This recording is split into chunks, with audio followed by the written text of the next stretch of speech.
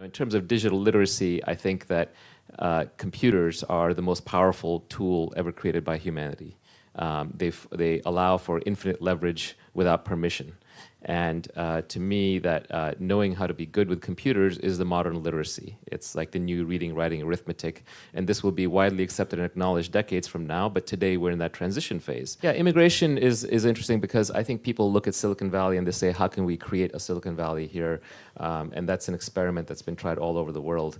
But really, Silicon Valley is not a place that creates entrepreneurs or wealth or technology. It is a place that attracts entrepreneurs who create wealth and technology. And so it's really an attractor function. So intelligent immigration policy is actually the largest wealth creator in the world. It's the nature of technology that the destructive power arrives before the creative power. You get to have a nuclear weapon before you get to have a functioning, safe nuclear plant. You get to have, unfortunately, in social media, you get combat before you get civil discourse.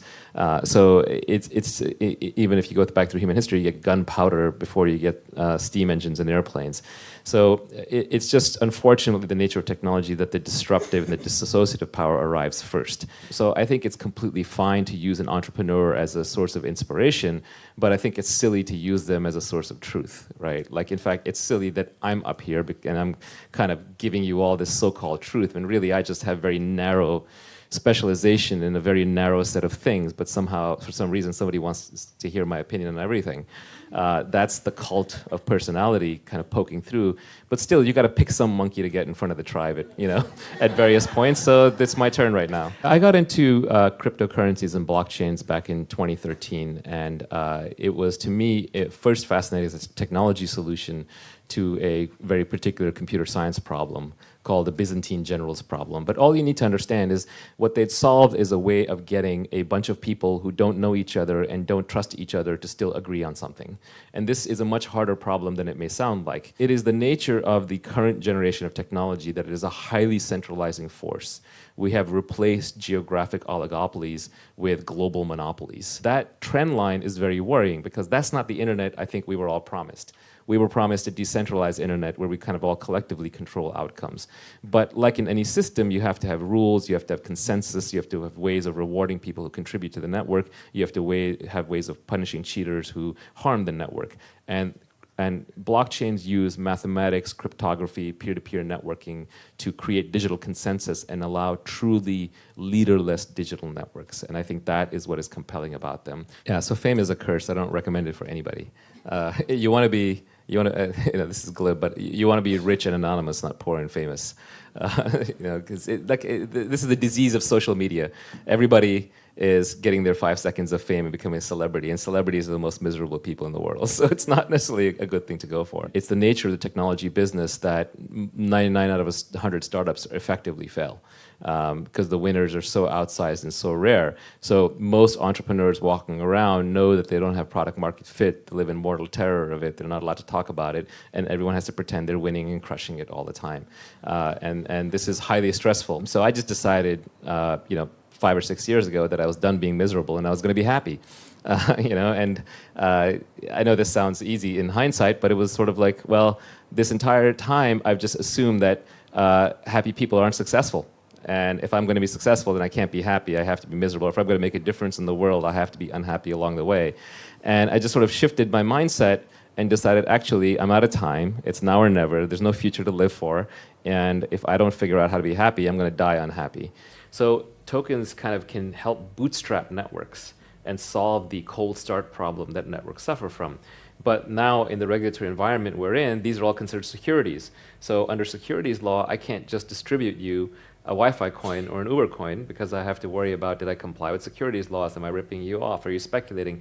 And there's such onerous restrictions that it basically just kills the whole thing. One example that I think a forward-looking regulator could do is they could say, okay, when things have a dual use case, like a utility token and a security token, we will err on the side of letting it be used for utility early on. We're going to work with the companies to have a clear regulatory framework. And then you could see a whole bunch of companies that want to experiment with utility tokens basing out of here and bootstrapping large networks that could then eventually go on and compete globally, because it is the nature of these things to be winner take all. Today, there is no government that has put its weight behind any cryptocurrency. whichever cryptocurrency gets a legitimate government putting their weight behind it first will win the crypto wars. Winning the crypto wars is worth a minimum of $10 trillion, which is the value of gold, not even counting all the other use cases. And so if you're willing to be the first one out there and put your neck out there and bet on that, your people benefit. You're essentially the founding shareholders of that thing. The key observation here is a lot of crypto is just norms. It's like we're trying to establish, do you drive on the left side of the road or the right side of the road? Do you speak English or do you speak Maori or do you speak Japanese, right? We're trying to decide on norms. But these are financial norms. So if you are the one who establishes the financial norms for the world, then you have the benefit, the financial benefit of those stored assets. If you want to make a good venture investment, you want to be non-consensus right. Right? If you make a wrong investment, you lost your money. You make a right investment, you can make money. But if it's conventional wisdom, if it's consensus, then it's heavily competed. The prices are bid up. You're not going to make that much money. So you get paid for being non-consensus right. And non-consensus, especially in a technology context, means being first. So you take risks. At least in the technology business, like whatever the geeks are doing in their garage on weekends is what like the entire world will be doing 20 years later as a mainstream thing. So you sort of have to have a culture of tinkering, experimentation, following intellectual curiosity. You're not going to figure that out unless you have people who are obsessive tinkerers. You have to be kind of obsessive about weird things. The good founders tend to be strange. The good businesses all look strange at first. It's only in hindsight that they become accepted asset classes. As an individual, if all you do is trend chase, you will go insane, right? Like, oh, AI is hot, I better go brush up in AI. Well, by the time you get good at AI, it'll have moved on to autonomous vehicles. So I think you're much better off following your genuine intellectual curiosity rather than chasing whatever is hot right now. The equivalent for a nation is whatever it is that you're naturally good at doing and have both geographic and cultural and educational advantages in doing, which somehow aligns on the world stage. I'm reminding myself that there's a few things in life that I care about, and there's a few things in life that any of us can like truly, passionately, deeply care about, things that we want to change and affect. And you kind of want to focus on those and not get distracted by caring about everything that comes along. Because we're evolved to live in tribes of 150 people. We're not meant to have all of the world's breaking news and emergencies packaged up into clickbait news, attached with graphic images and videos, and delivered to us with your phone buzzing in your pocket. And while I'm saying this, my phone is buzzing in my pocket. You can't help people while you're drowning. I mean, one of the problems I have with the modern environmental movement is it is a culture of pessimism. And that does not appeal to people. It's a culture of fear, and I would rather appeal to people through greed and optimism, which people respond to. I just think that you really have to be indifferent, and not in a reactive way. Not in a, I must be indifferent, but just by realizing that if you take on all the world's problems, it will destroy you. In some ways, we are desensitized to the horrors, and then we are constantly being oversensitized with just this wave of news just constantly coming in. And you have to be okay with saying to people, like, I've got my thing, I'm working on it, I'm solving that problem. You've got yours, fantastic, I'm glad you're solving your problem.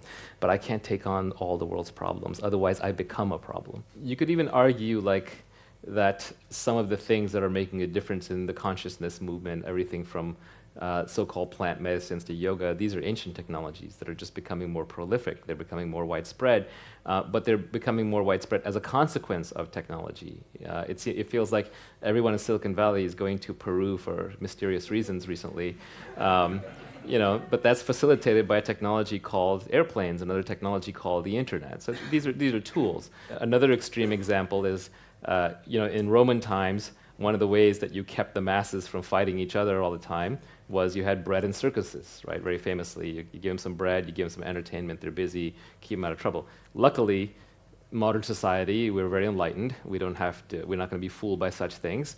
So we have cannabis and video games and Netflix, right? Which are the advanced technological versions. So there's a way of getting sucked into competition by looking around you. And the way to escape competition is through authenticity.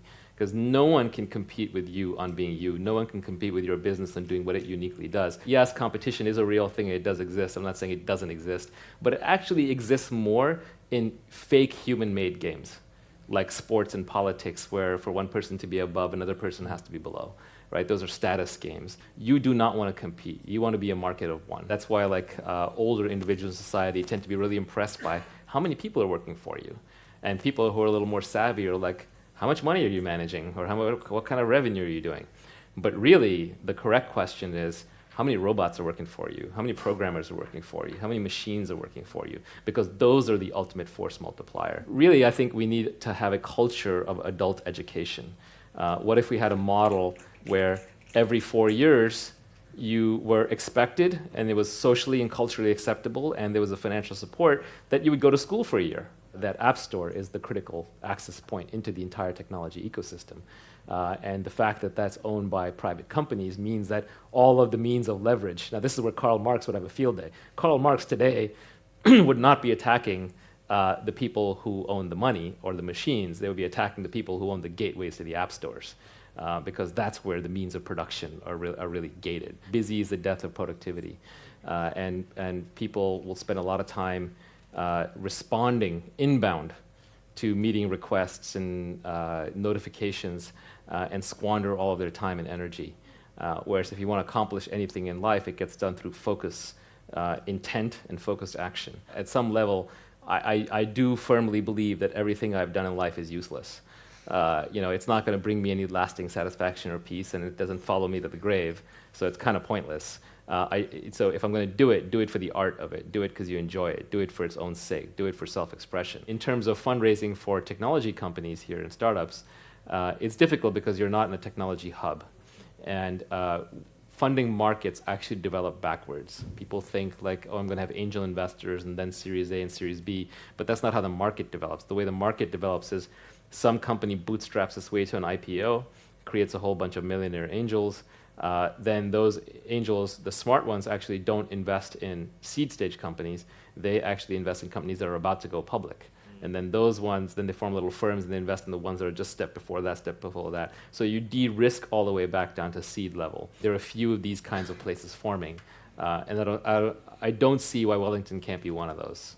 Right? I think it takes a little bit of focus and effort, but I think Wellington is well within striking range of being a great place to build a startup, and you just funnel the money in from Silicon Valley.